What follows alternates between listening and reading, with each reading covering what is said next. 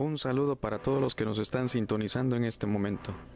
Mi nombre es Emilio Naín Rojas Madero y por consiguiente me dirijo a todos y cada uno de ustedes para llevarles un extracto de lo que será el proceso electoral del 2015. Un proceso electoral que comenzó lamentablemente entre actos de violencia, vinculación entre autoridades y el crimen organizado. Pero, ¿cómo será ese proceso electoral que ya inició el pasado 22 de diciembre?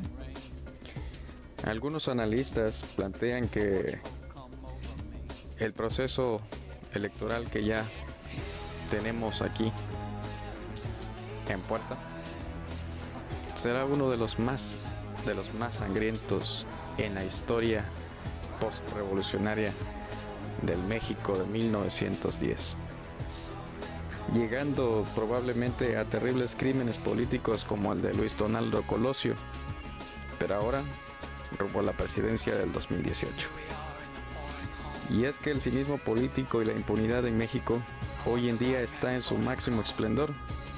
Ya vemos a la Raúl Salinas, hermano de Carlos Salinas de Gortari, regresándole todas sus cuentas bancarias que fueron desactivadas cuando se le encontraron delitos, y ahora resulta que el señor anda campante por la Ciudad de México.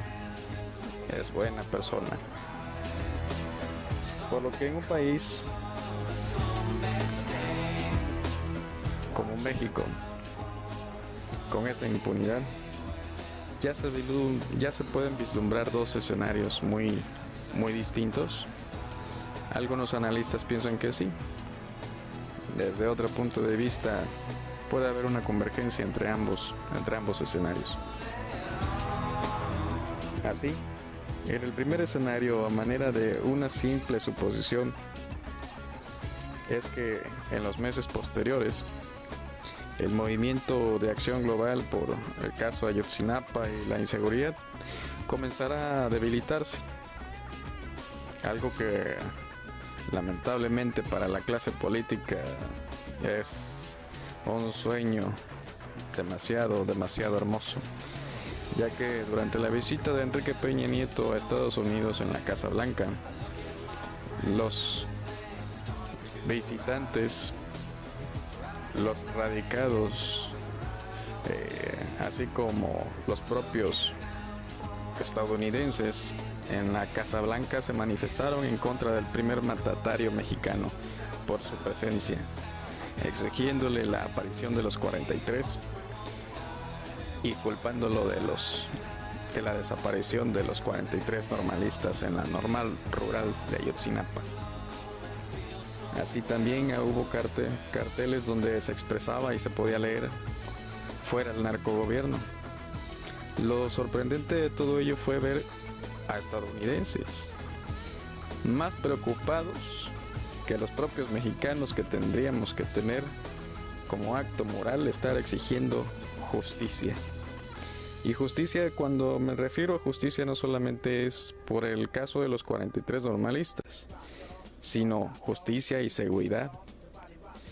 Acabar con la corrupción, acabar contra la impunidad, acabar contra los privilegios de la clase política, porque de lo contrario el proceso electoral se muestra muy delicado y muy peligroso. Cuando la persona es vinculada públicamente de un acto deshonroso o deshonesto, y no se le critica, no se le sanciona, no se le exige rendimiento de cuentas, bueno, la persona que roba, mata, miente una vez, lo volverá a hacer, y probablemente de forma más radical. Así pues, si la sociedad misma en ese escenario baja la guardia y deja de exigir justicia y seguridad, si las protestas empiezan a disminuir en todo el país, pues tendremos a una clase política demasiado cínica.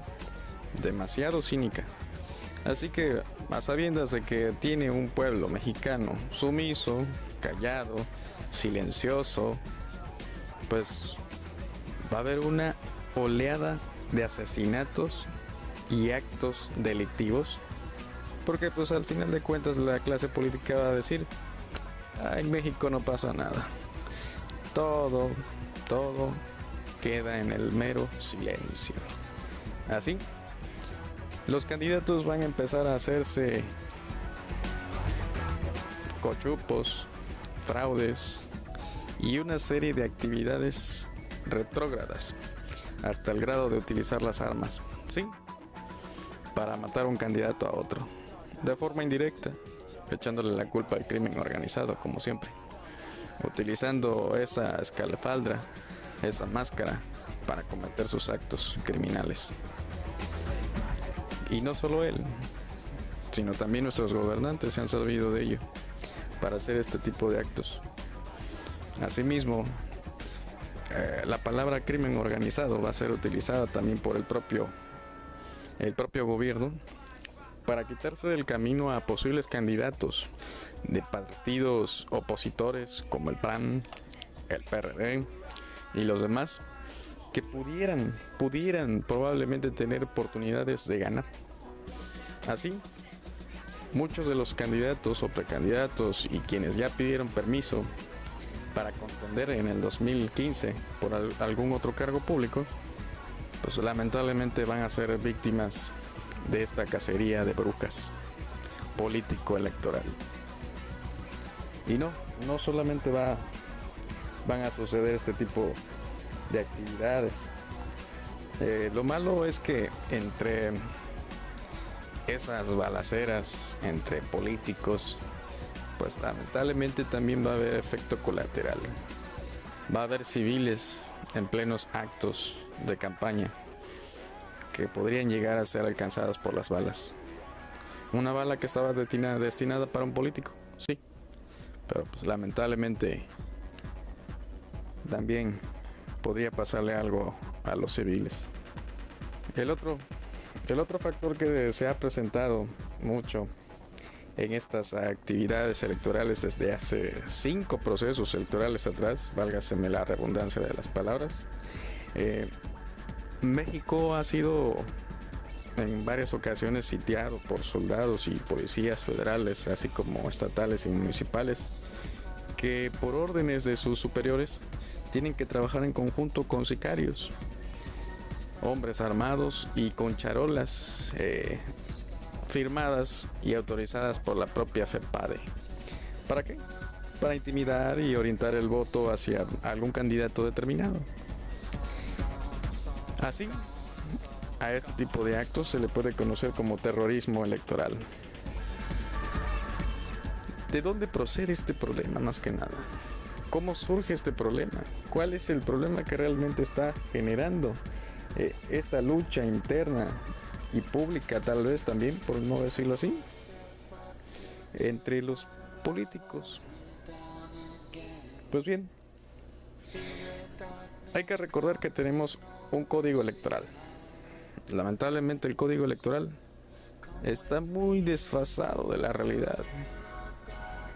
¿Cómo es posible que un candidato por el PRI, para competir por la alcaldía municipal, gracias al posicionamiento que tiene su partido, él como presupuesto va a tener 5, 6, 7 millones para contender por la alcaldía?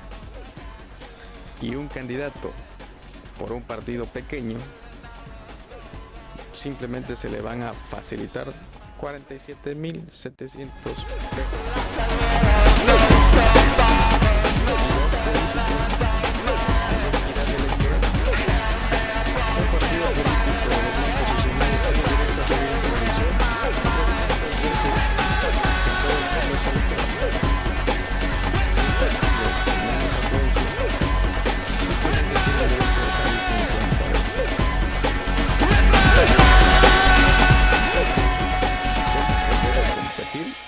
En esta desigualdad. Aunado a ello, la sociedad pide láminas, pide despensas, pide gorras, pide playeras. ¿Qué le ha quedado a muchos partidos como el PRD? Pues bueno, abrirle la puerta a la comunidad.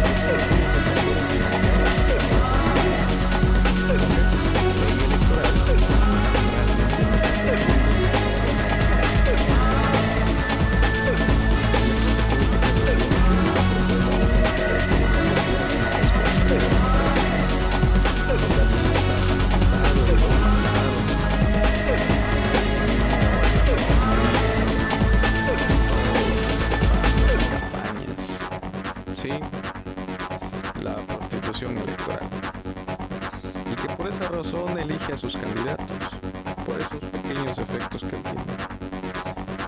Sin embargo, la clase política olvida que ella misma ha empobrecido a la sociedad para que la sociedad padezca hambres, para que padezca miserias. México vive en una pobreza controlada. Te mantienen pobre para que el día de las elecciones votes por ese partido que precisamente te está empobreciendo. Sin embargo, el fanatismo, la falta de cultura y la responsabilidad ciudadana fueron las que impulsaron al pueblo de Iguala para que eligieran a José Luis Abarca Velázquez como alcalde municipal. Si José Luis Abarca Velázquez fue el candidato más limpio, ¿cuál sería la calidad moral del candidato propuesto por el PRI, por el PAN y los demás partidos? Hasta aquí concluimos el primer escenario planteado por algunos analistas en lo que será el proceso electoral del 2015.